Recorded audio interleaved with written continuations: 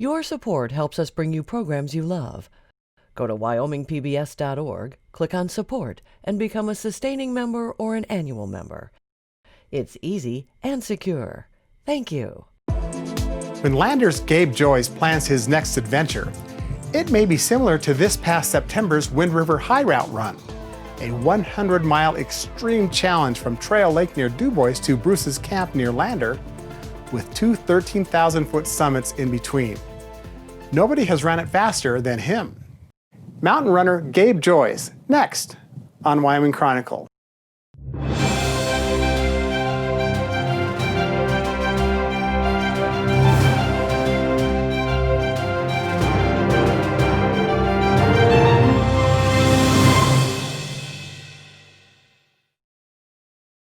Funding for this program is made possible in part by the Wyoming Humanities Council, helping Wyoming take a closer look at life through the humanities, thinkwy.org, and by the members of the Wyoming PBS Foundation. Thank you for your support.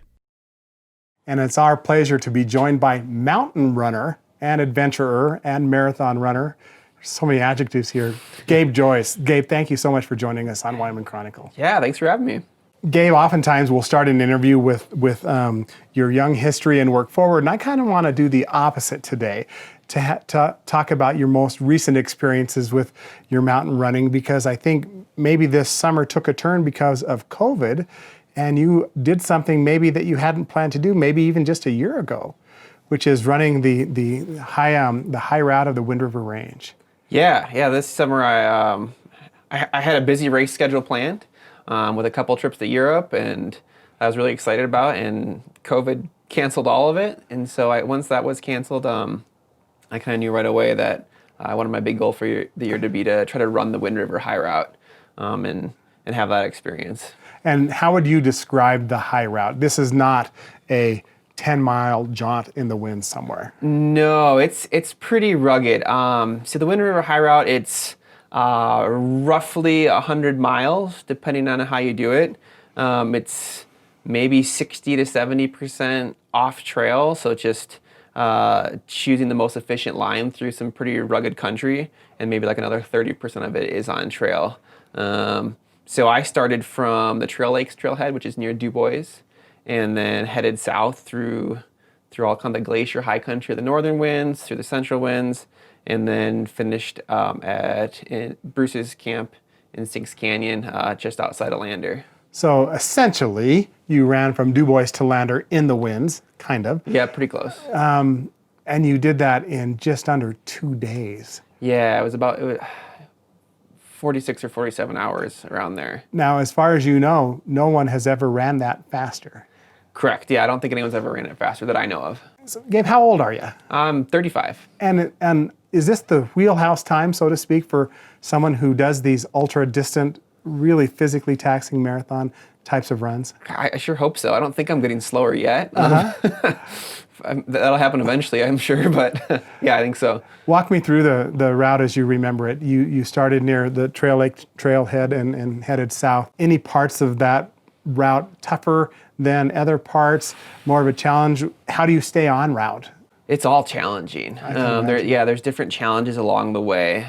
I think being in that high country of the northern winds navigation can be challenging for folks. It can be a little bit disorienting when you're up high in the sea of peaks and everything's just kind of gray and white. I spent a lot of time this summer scouting the route, spent a lot of time on it, at a slower pace and exploring and figuring out this is a good way to go, this is not a good way to go. And so that really helped with navigation. I also had a couple tools that I used. I used like a Garmin InReach to help me navigate as well, and I was able to have a map on my watch to help with that. But really being familiar with the terrain and trial and error beforehand was really important for getting around. But as far as the most challenging, I did the route fairly late in the season. It was early September, so there was very little snow, which makes for a lot of like boulder hopping and scrambling in the winds, which isn't necessarily like extraordinarily difficult, but like doing it for miles is pretty exhausting, both mentally and physically. you're doing this some at night also. I mean, I'm guessing you're resting some. No. You literally didn't pause to sleep for a couple hours? No, I just kept going. Wow. And that adds, to me, a different level of mental fatigue that you have to deal with. Yeah, the mental fatigue was pretty extreme, and I've done stuff through the night before, but I haven't gone through like 2 nights before. And I guess the closest thing I came to resting is when I was in the last like 15 miles of the run. I was in my second night, and I was pretty tired. Sometimes I would stop and sit on a rock and give myself 30 seconds to close my eyes so that they would feel like they would start working again. And then I would get up and get moving. So that was as close as I got to a rest. There's so many questions just about this run that I want to kind of talk to. Then we'll have more to cover later about your history. But okay, you're in grizzly country. Yeah. Running at night. These are nocturnal animals. I'm sure there are other animals too. Is that in your mind at all? Can you stay aware when your focus just really is on this trail this path you're trying to stick on? Yeah, I think I'm pretty hyper aware of what's going on around me. You know, anyone who does something like this, I would hope they're there for the whole experience, to experience the whole landscape around them. So I'm pretty in tune with what's going on around me. Yeah, I'm certainly aware that there's critters out there, some that are friendlier than others. You know, I carried a can of bear spray. I make some noise to make my presence known, but it's actually kind of amazing when you move kind of fairly quickly and quietly through the mountains, how little wildlife you do see. I bumped into, I think, a porcupine, and that was about the only critter I saw during the whole run, besides like a couple pikas and things like that. Sure, that's surprising. Now, you have a wife and 2 children here in Lander. Are they following you along via some sort of satellite tracking? Yep. Using the Garmin InReach tracker, they were able to see where my progress was, and if needed, I could send a message to them through that as well. But I didn't really do that much at all this trip. I just kind of kept going. And they're tracking along. They know you're still moving, I guess. Yep. So they can know if I'm moving or not. That's a good sign. That's a good sign. What's your caloric intake when you're trying to do something like this? Yeah, usually when I'm running, I for like a long distance run, I try to take in about 200 to 300 calories per hour. For a route like this, that gets hard to do just because then you have to carry so much food. But I carried about 9,000 calories with me for the whole trip, and you just kind of keep nibbling on stuff to try to keep your energy up. Until you run out. Yeah, until you run out. Yeah, I ran out a little bit. You thought you ran out. I thought I ran out. This is horrible. But the last like 8 or 10 hours, I thought I was out of food. And so I had like one last like gel packet. And so I would take like little drips of it and put it on my tongue just for a little bit of flavor. And I tried to space that out. And then when I unpacked my bag 2 days later, I found 2 bars buried in the bottom of the pack. And I would have done a lot for those. I'll bet you would have. But nutrition along this way, and I'm sure preparing and training too, but certainly en route is huge. What have you learned about that, about nutrition while you're doing something like this? Sure, it's tricky. It can be a really tricky thing because flavor fatigue. I know that might sound really ridiculous, but like getting tired of whatever you're eating is a real struggle. Where people, if you've packed like a whole bunch of Snickers bars and halfway through you're like, I never want to see a Snickers bar again the rest of my life, that becomes an issue. Sure. So figuring out like what are those foods that you can enjoy enough for hours and hours and hours that keep you energized. Are these high-tech foods that we're not going to see on a normal grocery shelf? Not really. No, I mean, there's a couple different brands of granola bars that I can just keep eating. And then there's a type of energy gel that's made of they're called spring gels. They're made up of like blended up rice, bananas, and fruit, and they're like in a little packet. So there's nothing like crazy about them. They're just food mixed up, and I find that I can keep taking them down, and they still taste good. So, I want to remind our viewers that we're talking to Gabe Joyes and his route from the Trail Lake trailhead to Bruce's camp. 100 miles of running in the winds, and to our knowledge, the fastest person ever to have managed that route, Gabe. So give us a feel for running at nighttime. We're seeing some pictures of you with the headlamp on. Obviously, you have to make progress at night. Yeah.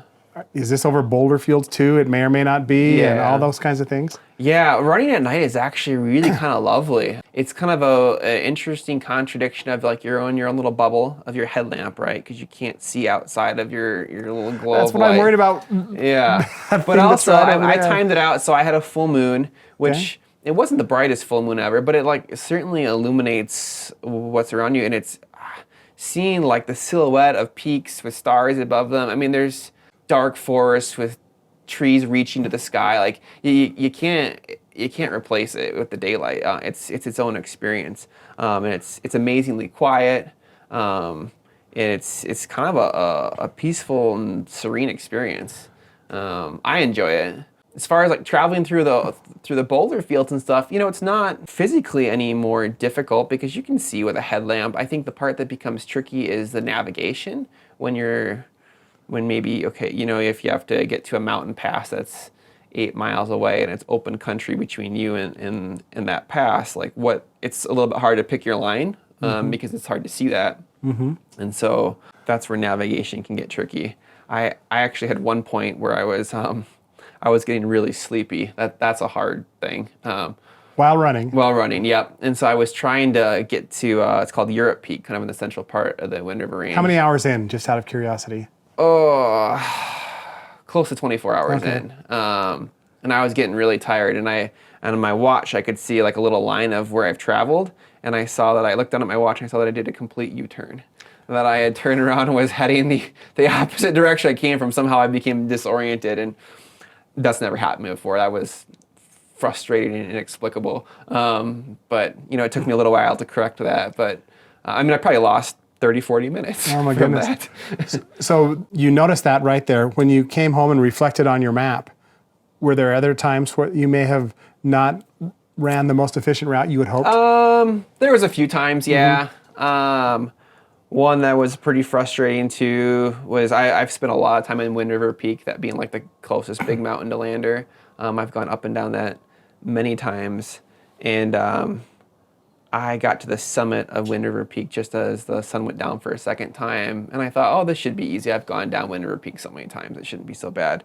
But the moon wasn't up at all yet, and my headlamp batteries were getting low, and I took a super inefficient line down, and that was frustrating for something I thought wasn't going to be so bad. I didn't walk in a circle or anything like that, but You did this in September. Yep. When, in your mind, after COVID came, these races started getting canceled, that I'm going to commit to this? When was that decision made for you? pretty early on. Yeah. I want to say like February or March. It was kind of in the back of my mind to already try to fit it in the summer, and as soon as my first goal race was canceled, I was like, okay, Wind River High Route's happening this year for sure. Are all of these races that you had planned, are these all like 50, 60, 80, 100-mile races? Or Yeah, I tend to gravitate some of the longer ones. An ultra marathon is kind of considered anything. Most people would say anything over like a 50K or more, which is like 31 miles. But there's a big difference between 31 miles and 100. And so I tend to like the ones that are more like 100K or 100 miles. Where are some other great routes that are like this in our country? There's a few of them. The Wind River High Route was a little bit developed to be similar to. And who developed it? A few people did. A guy named Andrew Skirka from Colorado. He's a former National Geographic Adventurer of the Year. He helped establish the Wind River High Route, and I know he modeled it a little bit off the Sierra High Route. So that's a popular one in California. There's another line in Colorado called Nolan's 14, which is the goal of that one is to summit 14,000 foot peaks in 100 miles. Wow. That one's pretty popular, being closer to the Front Range, but has some similarities to the Wind River High Route. There's others out there like this. Take us through your training. You had to commit to a regimen, I would assume. You wanted to do certain things at certain times so that you were ready. And there's probably a taper involved and all of those things.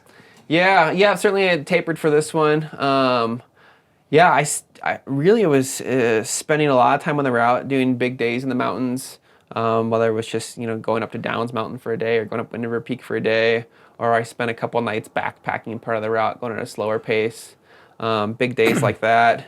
But I spent some time in other areas too. Like I like to go run the Tetons or run Yellowstone. That's all really fun. It's also important too.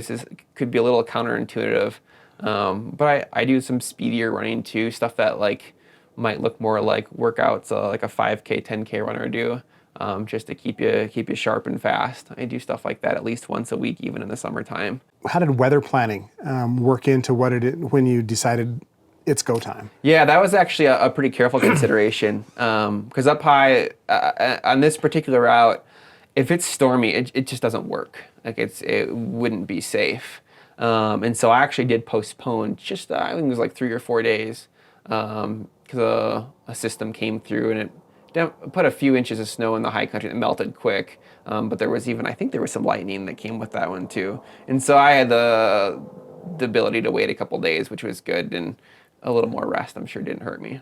These races, when was your first real ultramarathon race, if you will, in the mountains? I did the Bighorn 50, I believe, in 2012, and I think that was my first long mountain run, and or at least my first long race. I did a lot of other like mountain running before that. Why did you start? What made you want to really get after this sport? Sure. My wife and I used to do a lot of backpacking together, and I still love backpacking, and I think it's super fun. But it's slow paced, and when you don't have a lot of time available, that's a hindrance. And so we found that we could get to the places that we wanted to go to in the mountains in dramatically less time, and frankly more comfortably when you're not carrying like tents and stuff like that. And so we could get to the places we wanted to go in a small amount of time, and it's a fun way to move.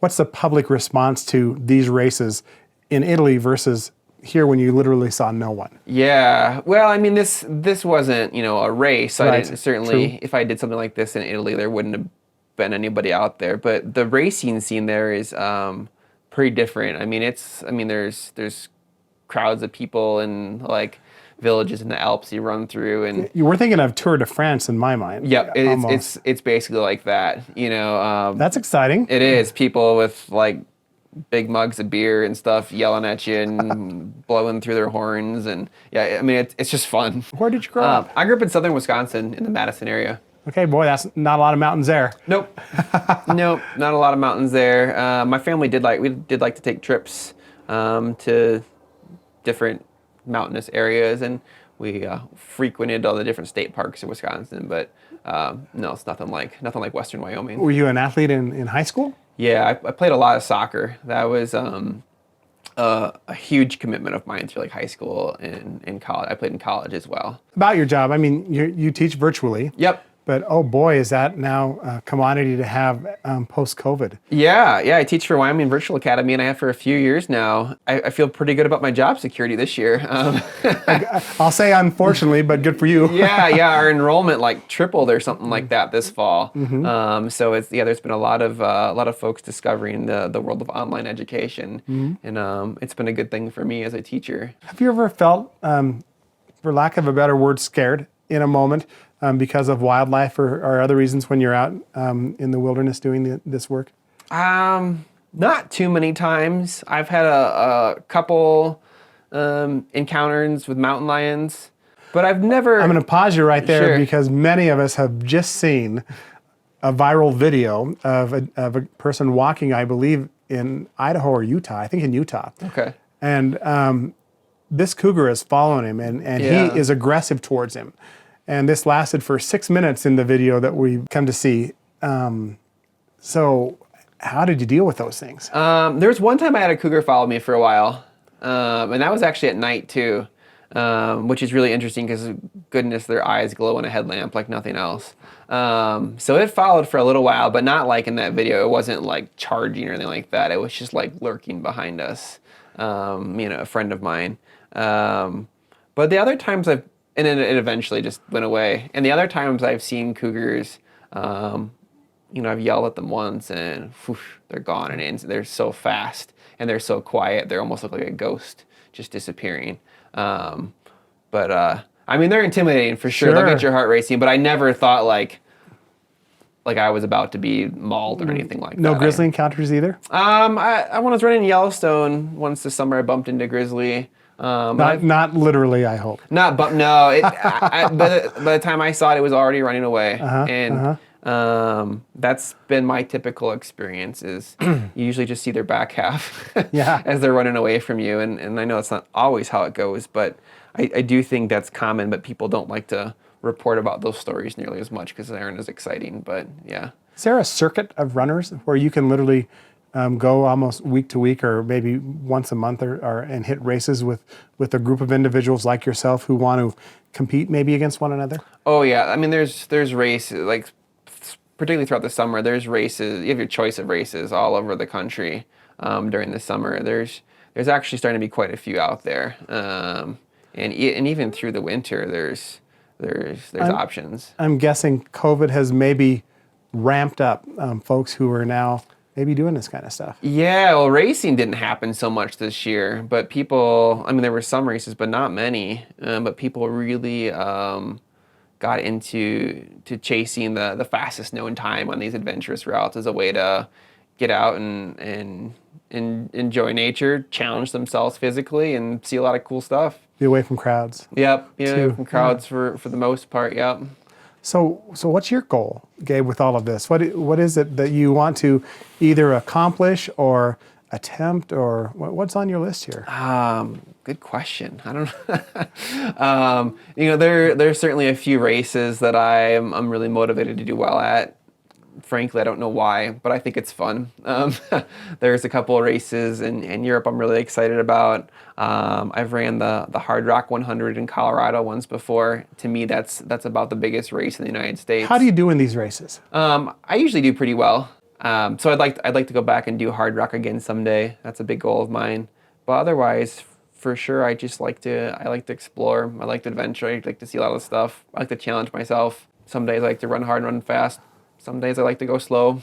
Are there a few people in the country or in the world that, you know what, I want to go head to head with that person because I want to beat him? Is there anything like that drives you? No, I'm not competitive as much in that sense, where I'm not motivated to beat any one single person. I'm more interested in seeing like what's the best that I can do on a particular route or a particular race. So you're competitive, race. but really it's with yourself. Yeah, no, I'm not out there, like, I have zero interest in trying to, like, run somebody else into the ground or something like that. That doesn't appeal to me at all. The people I race against are my friends. You know, like, we like to push each other hard. And so support we can, one another, too. Yeah, but support one another. It's not cutthroat or anything like that, or that's not my approach to it anyways. I don't have the energy for that. Sure, but at the end of the race, is it always, I guess, exuberance because you finished, or is it, I know I could have done better, and is there a lot of self-reflection? Oh yeah, lots of self-reflection. It varies from race to race. You know, sometimes you cross the finish line, you're thrilled. Sometimes you cross the finish line and it's nothing but relief that it's over. And sometimes there's frustration. There's always something you could have done better. I've never had a perfect race, and so maybe that's something I'm chasing there. Maybe that'd be a goal of mine, is to have a perfect race. All competition aside, are you a national class runner, do you think? Yeah, I would say so. And are there folks in the world who you are aware of that you feel that if you were more competitive, you could at least hang with or would want to go run with? Oh yeah, there's so many good runners out there. It's kind of amazing. I can hang with a lot of folks, but there's certainly top stars in the world that do things that blow my mind every day. And what's the difference between them and you? They're faster. I don't know. Is it a genetic thing, maybe? That certainly plays a role. Yeah. I mean, I don't know. I can't say for sure what the difference is, but certainly there's a lot of really strong, inspiring runners in the world that I look up to and try to reach their level every day. Well, Gabe, it'll be fun to watch your progress. Thanks. And to see how you continue to evolve in this ultra marathon mountain running sport. The mental challenge of this, I guess, for you is probably equal to the physical challenge. Yeah, the mental challenge can be actually quite a bit harder. Yeah. Because, once you're... What do you think about, real quick? We have just a little bit of time left. Goodness, what don't I think about? When you're out there, you're by yourself, and you have another 36 hours of this effort. What's on your mind? Sure. Well, I can tell you I'm never bored. I enjoy running in places like the Wind River Mountains because there's so much to look at and think about. Like I mentioned before, I have a background in geography, so I'm looking at how like glaciers carved out the canyon I'm in, and I'm looking at the type of flowers, and I'm comparing the different types of rocks from one area to another. I'm looking at the trees and their shapes, and looking at the path of an avalanche, and so there's so much to think about, much less pondering all the craziness that 2020 has brought us. So, I do my best thinking out there, and I'm never bored. Well, we hope that craziness part is behind us. Yeah, hopefully. Gabe Joyes, it's been a pleasure to visit with you. Thank you so much for joining us. Thank you. It's been great. Thanks for having me. Absolutely. Almost there! Looks like he took the rocky way. Yay! Woohoo! Whoa! Oh, I'm gonna sit on this. Did rock. it! Oh my gosh. Shadow. Yeah. Oh. I'm so ready for bed. Oh yeah, I bet. How are you girls? You guys are wide awake. We think you're going Oh my to God. tomorrow. Well, tomorrow's Saturday, right? No, yesterday we did.